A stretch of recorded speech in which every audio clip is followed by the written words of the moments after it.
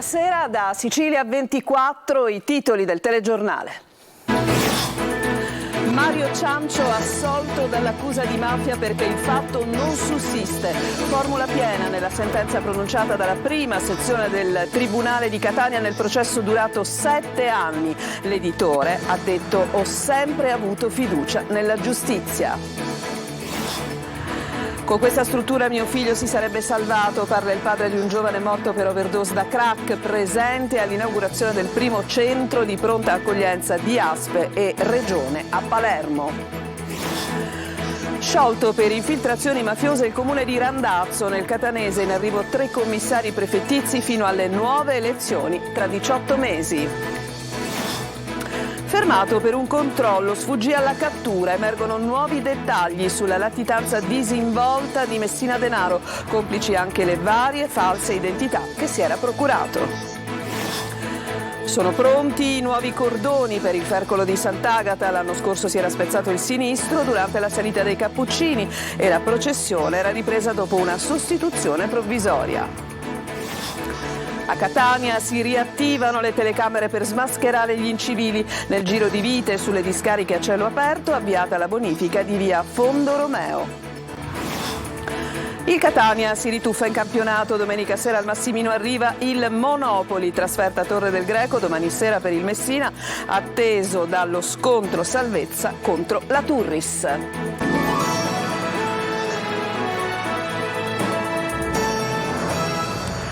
Ben trovati dal Sicilia 24, assolto perché il fatto non sussiste. Formula piena per l'editore Mario Ciancio, che era stato accusato di concorso esterno all'associazione mafiosa in un processo durato 7 anni. L'editore ha espresso gioia e soddisfazione e dice: ho sempre creduto nella giustizia. Adelaide Barbagallo.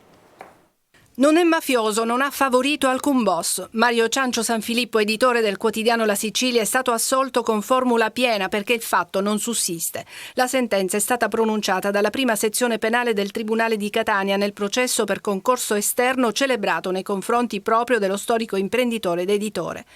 Accolgo con gioia e soddisfazione il pronunciamento del Tribunale di Catania, giunto ad esito di un lunghissimo e assai faticoso percorso, nel corso del quale ho sempre serbato rispetto e fiducia nella giustizia, commenta Mario Ciancio. La Procura aveva chiesto una condanna pesante, 12 anni di reclusione e la pena accessoria della confisca dei beni che nel frattempo erano stati dissequestrati e riconsegnati al legittimo proprietario. Il processo, iniziato nel 2017, verteva su presunti rapporti con esponenti di spicco di Cosa Nostra e Tnea della famiglia Santa Paola Ercolano. Ipotesi sempre contestata da Ciancio e dai suoi legali, gli avvocati Giulia Bongiorno, Francesco Colotti e Carmelo Peluso.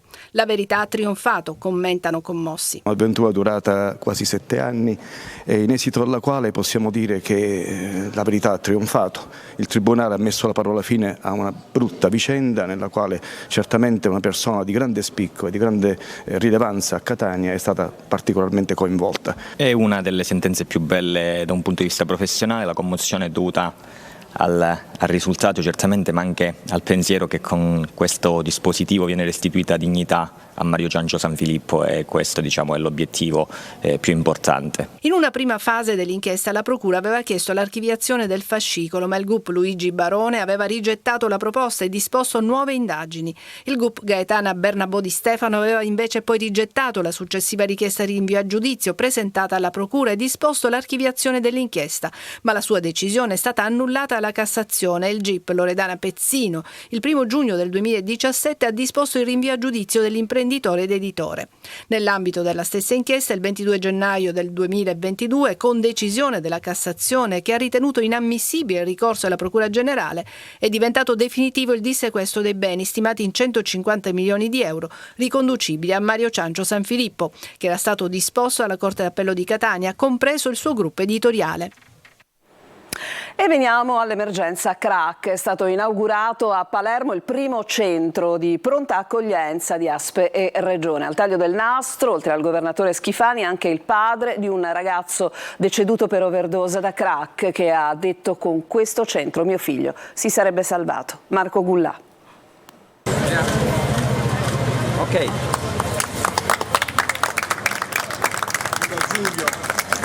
Una nuova struttura e un nuovo servizio in grado di offrire assistenza diretta, immediato e tempestivo trattamento, supporto medico, sanitario e sociale alle persone con dipendenza da sostanze stupefacenti, in particolare crack e cocaina. Questo è il centro di pronta accoglienza realizzato da Regione Siciliana e ASP di Palermo all'interno dell'edificio 13 del presidio Pisani di Via La Loggia. Taglio del nastro alla presenza anche del governatore Renato Schifani. Questo è un primo passo molto importante. Io ringrazio la dottoressa Farone, l'assessore Volo, il dottore Iacolino, il sindaco per la sua collaborazione, perché in questi casi occorre fare squadra. È una emergenza sociale, quella della droga, in particolar modo del crack, delle droghe pesanti, che colpisce famiglie inaspettatamente. Famiglie come quella di Francesco, che ha perso il figlio proprio a causa di un'overdose da crack. Chi soffre arriva alla dipendenza perché ha un grande malessere interiore che ha bisogno di essere assistito e curato in modo adeguato,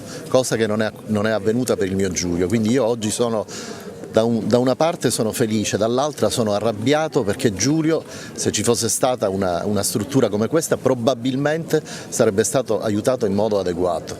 Il centro di pronta accoglienza, nel quale lavorerà un'equipe multiprofessionale di 23 operatori, si pone come una struttura intermedia tra la strada, le aree di emergenza e le strutture terapeutiche maggiormente specializzate. E purtroppo c'è da segnalare un nuovo episodio di violenza che arriva da Palermo. Un giovane di 25 anni è stato ferito a coltellate nei pressi del pub Officina intorno all'1 di notte, quindi la scorsa notte in città. Si trova ricoverato all'ospedale civico, non è in pericolo di vita ma ha 3 ferite all'addome. Ai carabinieri ha raccontato di essere stato accerchiato in via Giuseppe Puglisi da 5 persone armate di coltello e manganello. Ha riferito di non conoscerli. Non è ancora chiaro se fossero tutti usciti poco prima dal pub vicino. La strada, lo ricordiamo, si trova a pochi passi da via Isidoro La Lumia, dove nelle scorse settimane sono stati esplosi colpi di pistola in aria in via Pasquale Calvi, dove è stato ucciso Lino Celesia all'interno della discoteca Not 3. Andiamo a Randazzo, paese del catanese che è stato sciolto per infiltrazioni mafiose. Nel comune arriveranno adesso 3 commissari prefettizi, poi tra 18 mesi le nuove elezioni. Adelaide Barbagallo. La notizia per alcuni è piombata come una doccia fredda, per altri costituisce la logica conseguenza dell'ispezione avviata lo scorso marzo per volontà del prefetto di Catania. Il comune di Randazzo è stato sciolto per mafia. La decisione del Consiglio dei Ministri. Il sindaco Francesco Sgroi affida a Facebook il suo sfogo. È un atto che infanga il buon nome e la reputazione di un comune, di una comunità che non è mafiosa. Attendo di conoscere in dettaglio le motivazioni. Tutto è nato dall'operazione Terra Bruciata dell'ottobre 2022 con 21 persone accusate di mafia ed estorsione, durante la quale sono emersi coinvolgimenti del sindaco Francesco Sgroi e del presidente del Consiglio Comunale Carmelo Scalisi, accusati per scambio politico mafioso. Accuse poi per entrambi archiviate per infondatezza della notizia di reato. Da qui, nei mesi scorsi, l'atteggiamento fiducioso del primo cittadino. Ma la Commissione ha esaminato atti, delibere, ascoltato dipendenti e amministratori. Un lavoro svolto con il massimo riservo e che ha accertato forme di ingerenza da parte della criminalità organizzata che compromettono il buon andamento e l'imparzialità dell'amministrazione locale, con grave pregiudizio dell'ordine e della sicurezza pubblica. Così il prefetto Maria Carmela Librizzi, su delega del ministro dell'Interno Piantedosi, ha firmato lo scioglimento dell'amministrazione comunale. A Randazzo arriveranno 3 commissari prefettizi che assumeranno temporaneamente le funzioni del Consiglio Comunale sciolto e della Giunta fino alla convocazione di nuove elezioni tra 18 mesi. Nel frattempo, le indagini delle forze dell'ordine e della magistratura proseguiranno, con l'obiettivo di fare piena luce su eventuali responsabilità penali. Ed emergono sempre nuovi dettagli sulla latitanza di Matteo Messina Denaro. Risulta che fu bloccato ad un controllo ma sfuggì alla cattura grazie alle tante carte di identità false. Laura Spanò.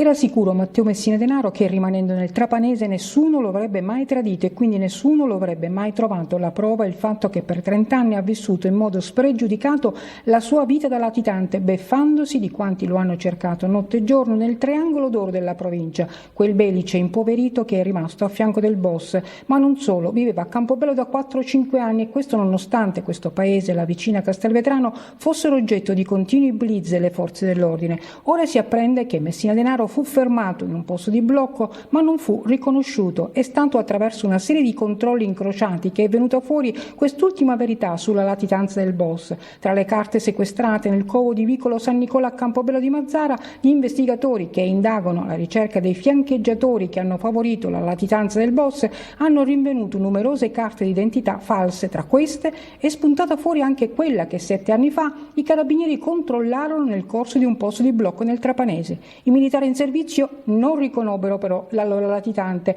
Tutto sembrava in regola e Messina Denaro continuò ad essere una primola rossa. Ma non solo, in uno dei 1000 pizzini rinvenuti sempre in quella casa, lo stesso boss derideva le forze dell'ordine perché non avevano materiale sufficiente che lo potesse in qualche modo individuare. Su di lui infatti c'erano solo vecchie foto. Scardinare un muro così solido creato in 30 anni non sarà facile per quanti indagano. La mole di documenti in loro possesso e l'incrocio di questi con altre attività investigative però presto potrà dare i risultati sperati. L'altro fronte di indagine riguarda le famiglie mafiose della provincia. Morto Messina Denaro, non è escluso che già si siano o stiano organizzandosi per la creazione di una nuova cupola con un nuovo capo. Qui la mafia nel tempo ha sempre saputo rigenerarsi. 5 anni fa la mafia uccideva a Palermo il cronista del Giornale di Sicilia Mario Francese, a ricordarlo il figlio Giulio, il servizio. Giornalista appassionato e meticoloso, capace di svelare gli intrecci criminali che toccavano la Sicilia negli anni 70. Il 26 gennaio di 45 anni fa la mafia uccideva a Palermo il cronista giudiziario del Giornale di Sicilia Mario Francese. In questo anniversario il ricordo della sua figura è l'occasione per ribadire il ruolo della libera informazione nella ricerca della verità e della giustizia per una società che abbia al centro i valori della libertà. Per il suo omicidio sono stati condannati Rina, Bagarella e Provenzano. La cerimonia di oggi si è tenuta in Viale Campania, dove scattò l'agguato di Cosa Nostra. Ad organizzarla è stata l'Associazione Siciliana della Stampa e Giulio Francese, anche lui giornalista, che ha ricordato l'impegno professionale e civile del padre. Mio padre rappresenta un modello, ma anche un mondo di valori. Ci fa capire che il buon giornalismo è necessario a questa società e nonostante il mondo sia cambiato e con esso il giornalismo, per fare buon giornalismo le vecchie regole sono sempre valide. Il prefetto di Palermo Massimo Mariani ricorda ai giornalisti che pagano sempre un prezzo altissimo per il solo fatto di fare il proprio mestiere, quello di informare, che non fa comodo a certi poteri. Sono stati i ragazzi degli istituti scolastici di Mascalucia a commemorare in versi e musica il giorno della memoria, le cui celebrazioni si sono svolte questa mattina al Cinema Moderno di Mascalucia, momento centrale della commemorazione organizzata dal prefetto di Catania, dottoressa Maria Carmela Librizzi, e dal sindaco, dottor Antonio Vincenzo Magra, la consegna delle medaglie concesse dal Presidente della Repubblica in onore di Attilio Merico e Alfio Zappalà, cittadini di questa provincia deportati in Germania durante la Seconda Guerra Mondiale. E voltiamo pagina. Tragico sbarco a Torre Salsa in provincia di Agrigento. Un barchino con una ventina di migranti è naufragato, un tunisino è morto annegato. Sentiamo Davide Sarto. A Siculiana, a Torre Salsa, nottetempo sono sbarcati alcuni migranti che hanno eluso i controlli in mare. È stato un cosiddetto sbarco fantasma, non ricorrente da tempo lungo la costa agrigentina. Forse la barca utilizzata per la traversata si è capovolta a riva, provocando degli incidenti. Infatti, intorno alle ore 5 del mattino è stato recuperato un cadavere. Al cimitero di Siculiana il dottor Claudio Lombardo ha effettuato una prima ispezione cadaverica. Purtroppo è un tunisino di 49 anni ed è morto affogato in maniera certa. Aveva molti vestiti addosso che ha cercato di disfarsene, ma l'acqua fredda e la notte lo hanno travolto ed è morto. Nel frattempo 5 migranti sono stati intercettati dopo l'alba a piedi. Carabinieri e polizia hanno arrestato uno dei 5 perché, già espulso, è rientrato illegalmente in Italia. Hanno raccontato che sulla barca hanno viaggiato una ventina di persone. Abbiamo sempre avuto fiducia nella magistratura italiana, la stessa che rinnoviamo oggi sperando che possa fornirci la verità e la giustizia che cerchiamo da 30 mesi. È quanto affermano in una nota i familiari di Anthony Bivona, il 24enne di Adrano, in provincia di Catania, trovato morto il 18 luglio scorso sulle scale del suo appartamento a Darmstadt in Germania, commentando così la decisione del GIP di Roma che ha rigettato la richiesta di archiviazione avanzata dalla Procura chiedendo delle nuove indagini sul caso. Adesso ci fermiamo, c'è una pausa e torniamo tra poco.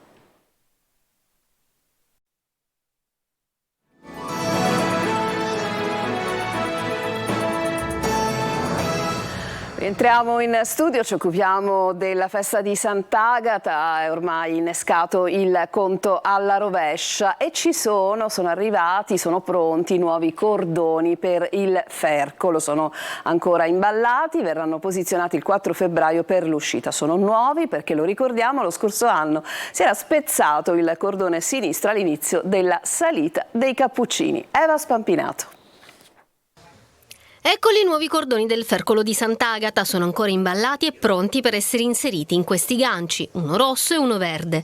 Diventeranno il motore umano che muove il Fercolo, alimentato dalla passione dei devoti. L'anno scorso il cordone sinistro si spezzò all'inizio della salita dei Cappuccini, un evento mai accaduto prima nella storia della festa, ma che per fortuna non provocò alcun ferito. Il comitato della festa di Sant'Agata ha acquistato i cordoni nuovi, visto che quelli vecchi che erano stati comprati nel 2003, oramai, visto la rottura, erano arrivati al punto massimo di rottura, perciò andavano sostituiti. Quindi hanno acquistato i nuovi cordoni e quelli sono stati ripiombati, risistemati e li teniamo di riserva. I cordoni, considerati sacri dai devoti, sono composti da un intreccio di canapa dal diametro di circa 5 cm.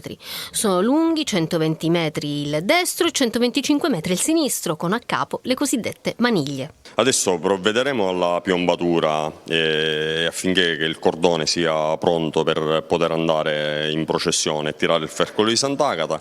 Dopodiché il 4 mattina, come da tradizione, apriremo Casavara, usciranno i cordoni per primi e poi si procederà con l'uscita del Fercolo. Questa mattina Claudio Consoli, che da 10 anni riveste il ruolo di maestro del Fercolo, era intento a lucidare il tempietto costruito interamente in argento agli inizi del Cinquecento, mentre la manutenzione ordinaria del Fercolo prosegue già da giorni, sotto lo sguardo di turisti e catanesi che si fermano ad osservare davanti Casavara. I cordoni, lo sappiamo, sono benedetti, ma quindi verranno benedetti il giorno 4 nel momento in cui si utilizzano? Nel momento in cui si attaccherà al Fercolo già automaticamente saranno benedetti. Ed è giro di vite contro le discariche abusive a Catania. Il comune riattiva le telecamere per cercare di smascherare gli incivili e intanto viene avviata la bonifica di via Fondo Romeo. Ve lo mostriamo nel servizio di Tonino De Mana. Vi proponiamo due immagini, la prima con la telecamera spenta, l'altra con la telecamera accesa. È evidente la differenza che conferma l'importanza della repressione. In via Fondo Romeo a Catania si è dovuti ricorrere alle maniere forti con il supporto della tecnologia per evitare il proliferare di discariche abusive. Dopo anni in modalità offline a causa anche di intoppi burocratici, finalmente l'occhio elettronico è stato riattivato e ha già beccato decine di incivili che si sono visti recapitare salate multe. Contestualmente, in attesa di completare l'opera di bonifica fortemente voluta dall'amministrazione Trantino, sono stati posizionati grossi blocchi di pietra. L'obiettivo in questo caso è evitare che mezzi grandi e piccoli potessero continuare a scaricare rifiuti di ogni tipo. Numerosi dispositivi di sorveglianza attivi, ma dove non arriva la telecamera, lo scenario è il solito con Sacchetto Selvaggio che continua a colpire. C'è chi ha scaricato un grosso materasso a ridosso della curva ed altro materiale è stato disseminato sul tratto non coperto dall'occhio elettronico. Poco più avanti è decisamente migliorata la situazione in via Calliope, dove però è ben visibile una roulotte. Parcheggio videosorvegliato o ennesima sfida alle istituzioni? Intanto tutto scorre nel torrente Acquicella con plastica, rifiuti, scarti edili e vetro che si riversano nel letto del fiume ed inevitabilmente finiscono in mare. Adesso ci fermiamo ancora, c'è una pausa e poi il calcio.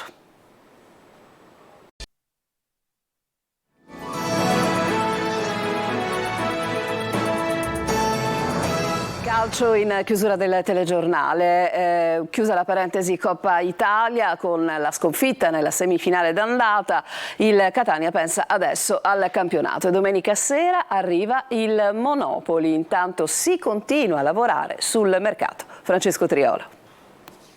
La sconfitta di Rimini da archiviare subito, recuperare le energie e buttarsi nel campionato per ritrovare fiducia e certezze. Il Catania ha già nel mirino il Monopoli in una sfida, quella di domenica sera, che la vedrà opposta ad una squadra che ha necessità di punti per togliersi alla zona bassa della classifica. Se qualcuno pensa che i pugliesi possano lasciare spazio o concedere qualcosa facilmente, insomma, si sbaglia di grosso e allora servirà il Catania migliore col piglio da grande, quell'atteggiamento che Lucarelli sta cercando di costruire.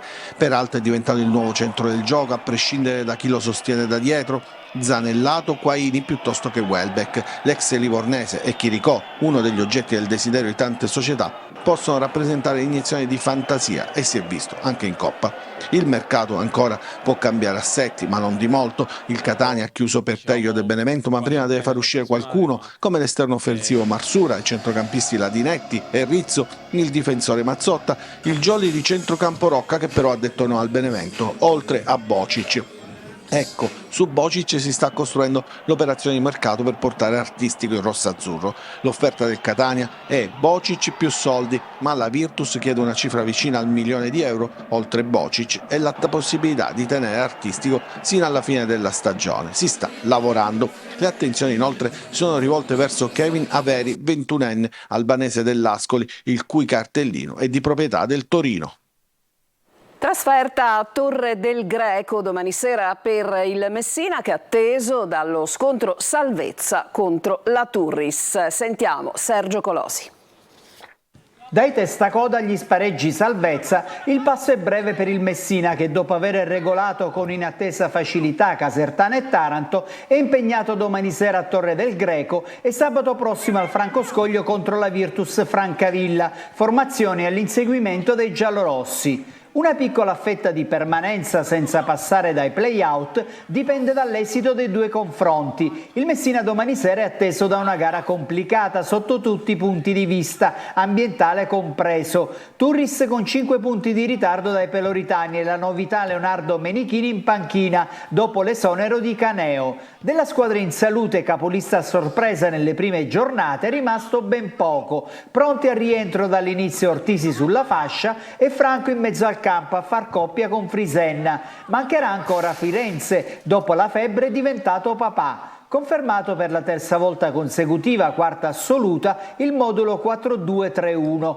In attacco 3 intoccabili, Rosafio, Mausso e Zunno. Un dubbio, Plescio Luciani col primo favorito e un escluso Nino Ragusa messo sul mercato. Precedenti favorevoli ai campani con 8 successi, 5 pareggi e l'unica vittoria giallorossa firmata 23 anni fa da Enrico Buonocore. Con questo servizio si chiude questa edizione di Sicilia 24. A tutti voi grazie per averci seguito, buona serata.